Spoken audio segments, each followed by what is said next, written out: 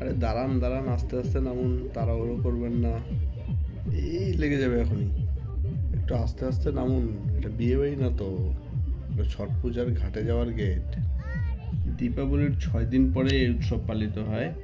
ঐতিহ্য অনুসারে সূর্য ও তার বোন ষষ্ঠী দেবীর ছাটি মাইয়ার আশীর্বাদ পেতে উপাসকরা ছট পূজা করেন সূর্যকে সাক্ষী রেখে। অ্যাকচুয়ালি বিহারি সম্প্রদায়ের লোকেরা এই পূজাটা করেন বা এই উপাসনায় সামিল হয়, অনেক কঠোর নিয়মকানুন মেনে করে। এখন শুধু বিহারি সম্প্রদায় না, অনেক বাঙালিরাও এই পুজোটাও করে। তো আর যেহেতু উৎসব, সব সম্প্রদায়ের লোকেই চায় একটা উৎসবের মধ্যে সামিল হতে, হিসেবে সবাই সামিল হয়, দেখতে যায়।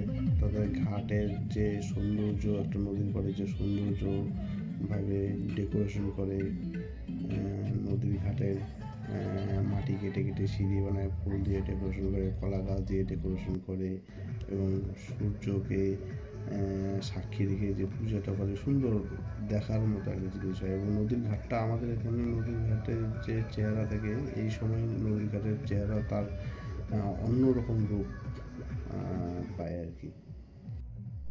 অ্যাকচুয়ালি আলিপুরদুয়ার শহরের পাশ দিয়ে 3টে নদী চলে গেছে। একটা ডিমা নদী এসে কালজানিতে মিশেছে, কালজানি আবার কিছুটা দূর গিয়েছে, আবার আর এক সাইড দিয়ে নুনাই নদী গিয়েছে। তো আমি যেই ঘাটটাতে গিয়েছিলাম সেটা ডিমা নদীর পাড়ের ছট পূজার ঘাট। তো এই ঘাটটা আগে ওগুলো দেখেছি, তো যাওয়ার ইচ্ছা হয় না। এই ঘাটটা দেখে কেন জানি মনে হলো ভিতরে ব্রিজ ট্রিজ বানিয়েছিল তো নতুন করে, তো যাই ভিতরটা দেখে এত সুন্দর লাগছিল আর বলার মতন না, খুব সুন্দর করে সাজিয়েছে এই ঘাটটা। আর শুধু আমি না, অনেক দর্শনার্থী এই ঘাটটাই দেখার জন্য ঢুকছিল বেরোচ্ছিল, সেটা দেখে আমিও গিয়েছি।